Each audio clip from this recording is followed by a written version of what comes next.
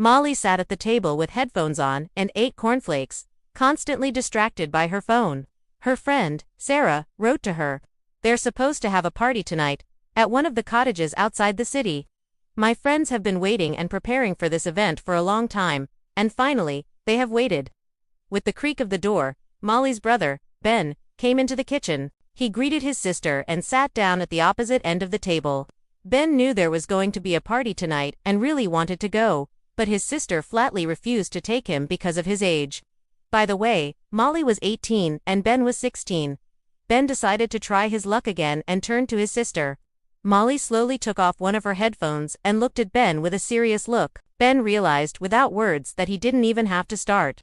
Ben immediately remembered one of the old Japanese legends. He understood that his sister would have to go home alone and decided to dilute her fantasy with a story. He slammed the table with his palm, causing his sister to flinch and exhale nervously. She took off her earpiece and stared at Ben. Ben, on the other hand, slammed down on the chair and with a malicious smile began to lead to the story. He began the story. According to legend, Reiko was run over by a train somewhere in Japan and cut her body in half. Her legs separated from her body and now the woman uses her elbows to move, making a tek-tek sound, and so she was called Tik-Tik. She is looking for teenagers who walk around at dusk and kills them by using a scythe to separate their legs from their torsos, so she's looking for her legs. And to escape from her. Molly didn't believe in such a thing, so without listening to the last sentence, she put on her headphones and waved her brother away. With a satisfied grin, Ben left the kitchen, realizing that he had managed to sow some fear inside his sister. The party was already in full swing, music was playing loudly in the cottage and it smelled of alcohol. The teenagers were having fun, drinking, and dancing. After a while, at about midnight, a strong wind blew and raindrops began to fly, and soon, lightning appeared. It was already 2 in the morning, and the weather hadn't calmed down, which wasn't the case for teenagers. Someone was going to go home. Someone stayed the night right in the house. Since Molly wasn't that far from home, and she wanted to get some air, Molly decided she'd better go home. After saying goodbye to all her friends, she left the house and soon was walking along the night highway. There was a field with rye on the right and a dense forest on the left. Every 20 meters there were lanterns that illuminated a section of the road. It was a small oval, and when you approach the lamp, you can't see what was at the opposite end of the light oval. Molly was walking along the night highway on the left side, that is, on the side of the forest. The girl was walking and listening to music. Everything was fine until she heard the crunching of branches somewhere in the forest. She pulled out her headphones and stopped peering into the forest, seeing no one. She walked on until she remembered her brother's morning story. At that moment, the girl's heart began to beat wildly. She began to look around and reassure herself that this was just a fantasy.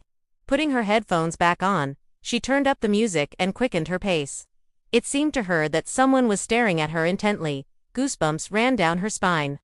The wind blew with renewed vigor, and a strong coolness wafted from the forest. And suddenly from the headphones, besides music, there was a barely distinguishable word, Naihi. The voice was soft and smooth. Molly pulled out her headphones and listened again, but when she didn't hear anything, she switched on the music and it didn't happen again. She kept turning around every 5 seconds as she walked. Casually, the girl turned her gaze towards the forest and saw 2 glowing dots at the level of her feet. At first she thought it was a wolf or a fox, but her guesses were cut short by lightning, which blinked and lit up everything for a moment. That's when the girl saw her. Long black hair, snow-white skin, lots of cuts and bloody hands with worn elbows. Her heart was almost jumping out of her chest. The girl took off and ran forward. Behind her she heard the beats of tek-tek, tek-tek, but she did not dare to turn around. Suddenly, the words started coming out of the headphones. Legs, ... legs. Where are my legs? The voice was shrill and hoarse. Molly took off her headphones and picked up the pace. After all, when she turned around, she saw a terrible thing. The sprawled girl, on one hand, crawled after her with incredible speed, leaving behind a trail of blood. Molly saw a lantern ahead. That was her salvation. And so she went into the oval where the light fell, and when she turned around, she saw no one. Suddenly the lamp went out, and Molly heard from the front, "I need new." The lantern lit up and 2 meters away from her, she saw Tik-Tik. Molly wanted to remember how to escape from her. Ben was telling her, but she just didn't want to listen. The lantern went out, and the wind drowned out Molly's heartrending scream. In the morning, the girl's torso was found hanging from a lantern, suspended by her hair, but without legs.